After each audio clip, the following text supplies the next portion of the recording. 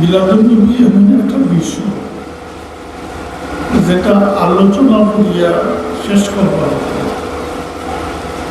এই সামান্য সময়ের ভিতরে বেশি কিছু আলোচনা তো করার দেখতে পারে, আলোচনা শুরু করলে শেষ হইত। তাই আমি যে আয়াত তিলাওয়াত করছি, আমার পরিকল্পনা সাল্লাল্লাহু আলা সাইয়্যিদিনা ওয়া মাওলানা মুহাম্মদ ওয়া আলা আলিহি ওয়া আসহাবিহি ওয়া সাল্লাম। হাজিরিন, আমি শুধু যে আয়াত তিলাওয়াত করলাম, ও আয়াতের অর্থটা উপযোগী। আপনারা যে খাস অর্থটা जब फायदा किता ये आयत तो আছে।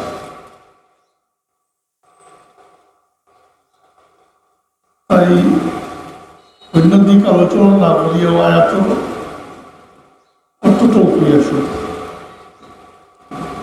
কুল বিফাদলিল্লাহি ওয়া বিরহমাতিহি ফাবিযালিকা ফালইফরাহু।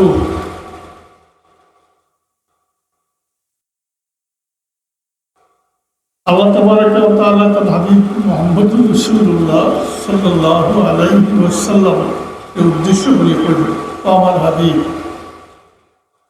আপনি তাদের জানাইলে আমি তাদের উপরে যে অনুগ্রহ করছি, তারা যে অনুগ্রহ প্রাপ্ত হয়েছে,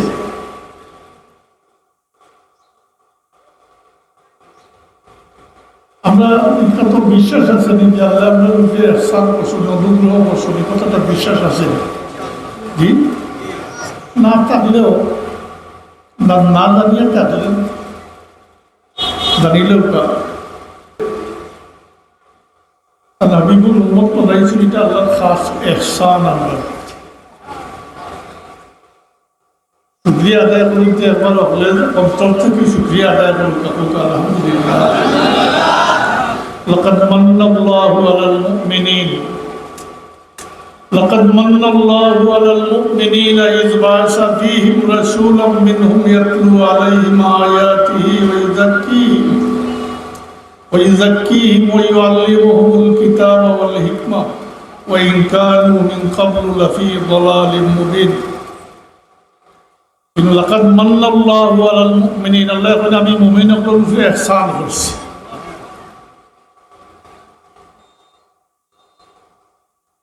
লাগি স্মরণ থাকা দরকার।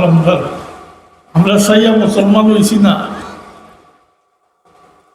আল্লাহ যখন বন্টন করছে তখন যদি মুহাম্মদুর রাসূলুল্লাহ দুনিয়ার তশরিফ আনবার আগে যদি অন্য কোনো সম্প্রদায় যদি আপনার জন্ম হইতো, তাইলে তো আল্লাহর ইহসান থেকে মহরুম হইলা অনেক মুসলমান আজ মুসলমান পরিচয় দিতে পারলো না। আর বর্তমানেও যদি হিন্দুর কুলো বা ইহুদি খ্রিস্টানের কুলো জন্ম হইতো, তাইলে এই উম্মতে মুহাম্মদীর দাবি বা পরিচয় লিখে খাড়া হইতে পারল না। এই ক্ষেত্রে আল্লাহ আমি মুমিনগুলোর উপরে ইহসান করছি।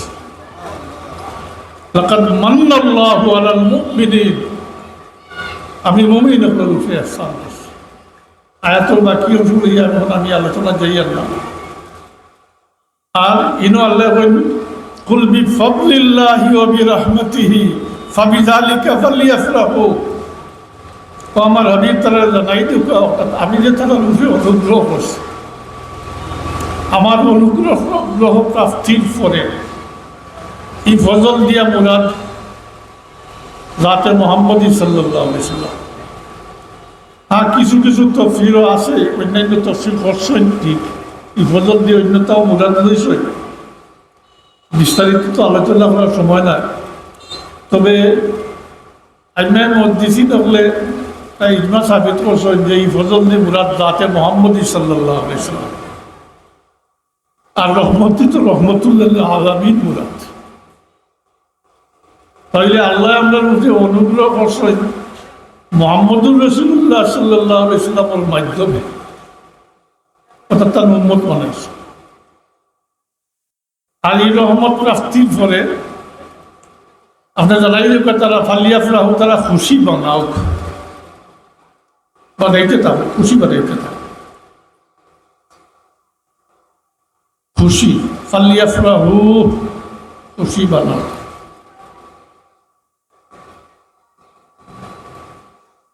কিন্তু তোরা একটা কইতেও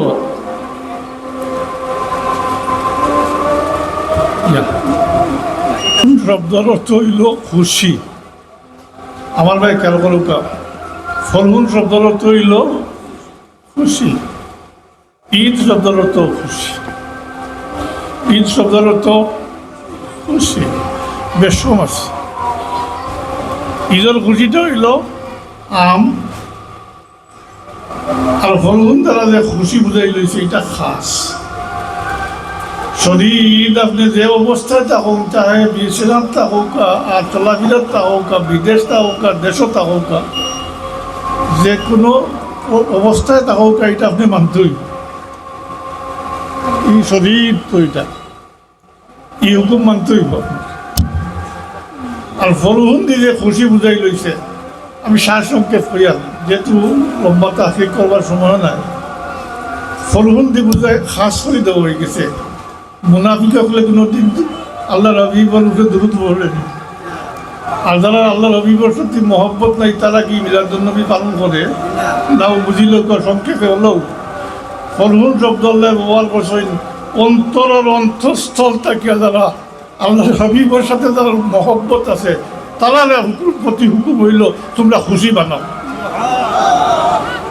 ফালিয়াফরাহু, তোমরা খুশি বানাও। কি তো হইব ওয়া খায়রুম মিম্মা ইয়াজমাউন, তোমরা যা কিছু কামাই করছো, জমাইছো, একত্রিত করছো, কিতা নামাজ পড়িয়া, রোজা রাখিয়া, কোরআন শরীফ তিলাওয়াত করিয়া, হজ জাকাত দিয়া, সদকা খয়রাত করিয়া যা কিছু অর্জন করছো, কামাইছো, জমাইছো, ওয়া খায়রুম মিম্মা ইয়াজমাউন, এর থেকে তোমরা যা কিছু আমল করছো তার থেকেও এই খুশি জাহির করাটা বা খুশি বানানিটাও তোমরা লাগে উত্তম হইল। খায়রুম মিম্মা ইয়াজমাউন, যা কিছু সংগ্রহ করছো বা আমল করছো আর ভবিষ্যতে যা কিছু করবাই, ৬০, ৭০, ৮০, ৯০ বছরে পরিষ্কার ইয়ার দ্বারা পরিষ্কার, ৬০, ৭০ থেকে লিয়া নাই ১০০ বছর বয়স পাইয়া যা আমল করছো না আপনি তার থেকেও উত্তম হইব আল্লাহর হাবিবর মহব্বতে যদি খুশি জাহির করেন তাইলে এটা আল্লাহর দরবার এটার জেজা কিতে হইব। ই হায়াতও নাই কিন্তু অন্যান্য হাদিস শরীফ দ্বারা সাবিত আছে, এটার বদলা আল্লাহ জান্নাত দান করবা। ও আপনারা খুশি বানাইতে, খুশি বানাইতে, খুশি করা আর বানানির মাঝে তোলা বেশম আছে। খুশি করা হইল নিজে নিজে আর বানানি হইল সম্মিলিত। তো আপনারা যেটা করবা এটা করবেন, খুশি বানাইতে লাগে এটা, এটা আমরা লাগি শাহাদত মন্দির যে আল্লাহ আমরা এটা হাবিবর উম্মত বানাইছেন আর আমরা আহলে সুন্নাতুল জামাতুল আকীদায় বিশ্বাসী বানাইছেন আর আমরা আল্লাহর হাবিবকে মহব্বত করি। এই জোড়াটা, এই রাস্তাটা ধরেই গেছেন আমরা পীর মুর্শিদ হযরত সাকিব রহমাতুল্লাহ আইদাল ইসলাম হোক তালামিজ হোক,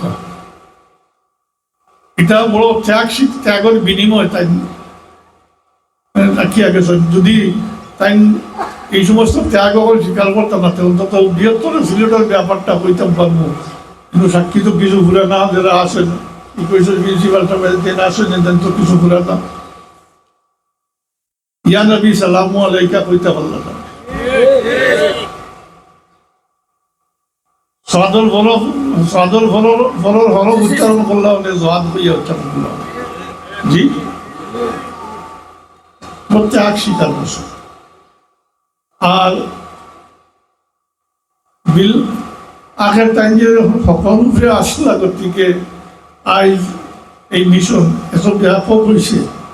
আজ দুনিয়ায় সব জায়গাতে আপনারা মতাদর্শী যারা এমনকি অন্যান্য যারা আসলে আহলে সুন্নাতের দাবি করেন, অন্যান্য সিলসিলাভুক্ত বা অন্যান্য আসেন দুনিয়ার সব জায়গাতে মিলাদ নবী হয় এবং এটা চলিয়া আইতেছে। তো যুগ যুগ ধরিয়া চলিয়া আমরা কিন্তু সিলেট বিভাগ এটা বহন করবার লাগে অত্যন্ত মানে খুব কষ্ট মানে খুব কঠোরভাবে তারা চেষ্টা করছে করিয়া বিফল হয়েছে।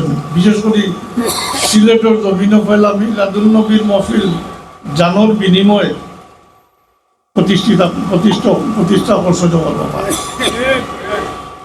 সিলেট শহর অনুগুণ বুনিয়াদ হয়েছে আমরা লাগি পরবর্তীতে তো চতুর্দিকে দিয়েছি। আমি আমার একটা কথা আপনারা হইতাম সেই আছে মিলাদুন্নবী সম্পর্কে তো আলোচনা হয়ে গেছে। তাহলে আপনি যে ইসলামিয়ার নেতৃবৃন্দ আছে আল ইসলাম নেতৃবৃন্দ আছে বর্তমান পরিস্থিতির বা একটু খেয়াল করুক না। যদি আপনারা সংগঠিত না হন তাহলে আপনারা ঠেলামারি রাস্তা থেকে হরাই দিব। একটা কথা মনে রাখুন জানি আমরা আসমান থেকে আইছি না, আমরা ও জমিন থেকে আমরা জন্ম হয়েছি কোনো মর্ম কোনো পয়দা হয়েছে আমরা। অর্থাৎ আমরা নিজের অস্তিত্ব লইয়া টিকে থাকতাম। আপনার কারণে দয়া ভিক্ষা চান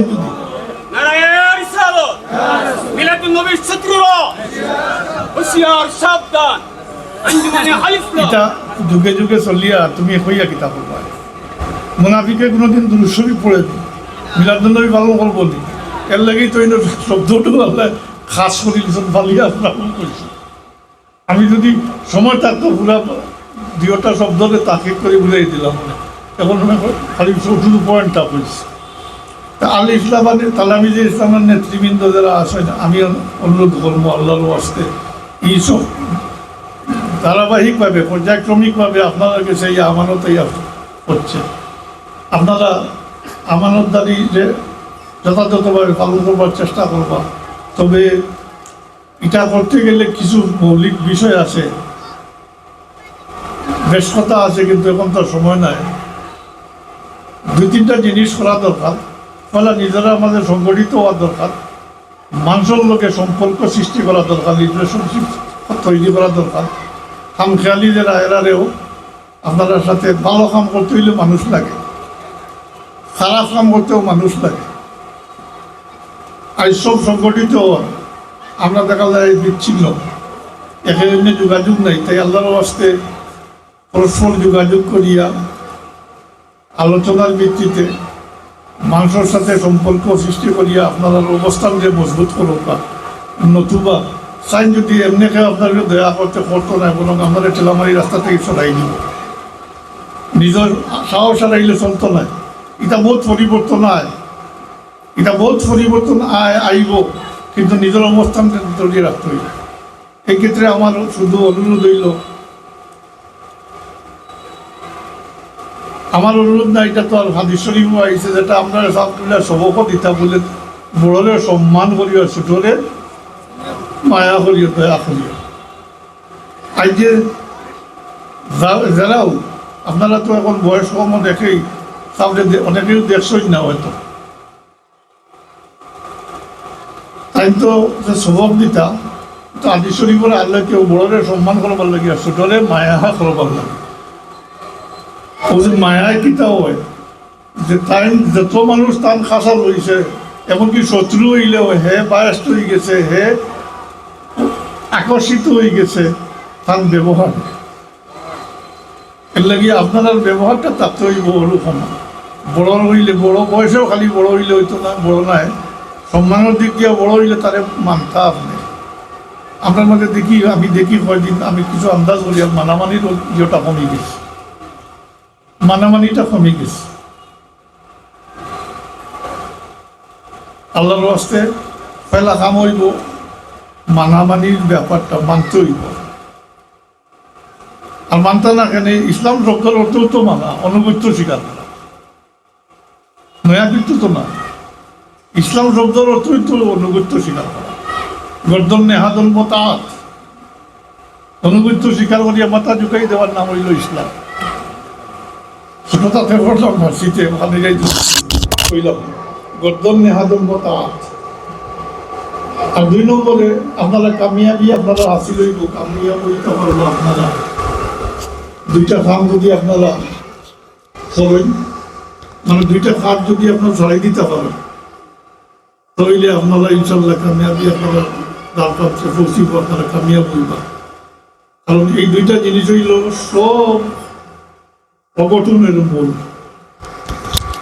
মূল খাবাইশ হয়, একটা হইল মিশা মাথা, তা বলা না মিশা মাথা।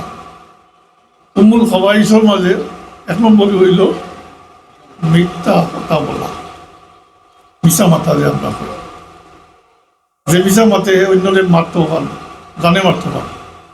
আর দুই নম্বর হইল হিংসা। যত অঘটন আজ খাইল ও বর্তমানে বাংলাদেশ সব হিংসার কারণে। তাই যারা নেতৃবৃন্দ আছেন আমি অনুরোধ করবো, আপনার এই শাস্ত্রত আছে আমি মানি, কিন্তু বর্তমানে এলোমেলো দেখা যাল। আর দুইটা একটা জিনিসের অভাব দেখা যাল, মানামানির ব্যাপার। কি এটা তো আল্লাহর ওয়াস্তে আঁকিয়া দরকা, মানুষের লোকের ব্যবহার বলা করকা, আর মিশা মাত্রা চাহি দেউকা, আর হিংসা দিল তাকে হিংসা দূর করিল। সবে কইতে না যে অন্যর বালা দেখলে খুশ হইও, হিংসা করিও না, নিজের বোধ জিন্দগি বরবাদ হয়েছে। এটা তো হইয়া গেছে না, আমরা এটা তাকে বিচ্যুত হয়ে গেছি, ঠিকও আমরা অবস্থা। তো আমি আজান হয়ে গেছে, সময় নষ্ট করে দিছি। আপনারা কামিয়াবি আল্লাহর দরবারও কামনা করি।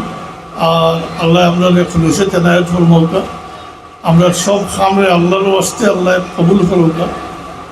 আল্লাহ এবং আল্লাহ রসুলের মহব্বত আমরা দিল। ডাক্তার পীর মুর্শিদে আমরা মদিনা শরীফ মদিনাওয়ালার সাথে যে সম্পর্ক করিয়া রাখিয়া গেছেন, আমরা তার দরিয়া রাখবার তৌফিক আল্লাহ। আমি ওয়াহিদ দাওয়ানা আলহামদুলিল্লাহ।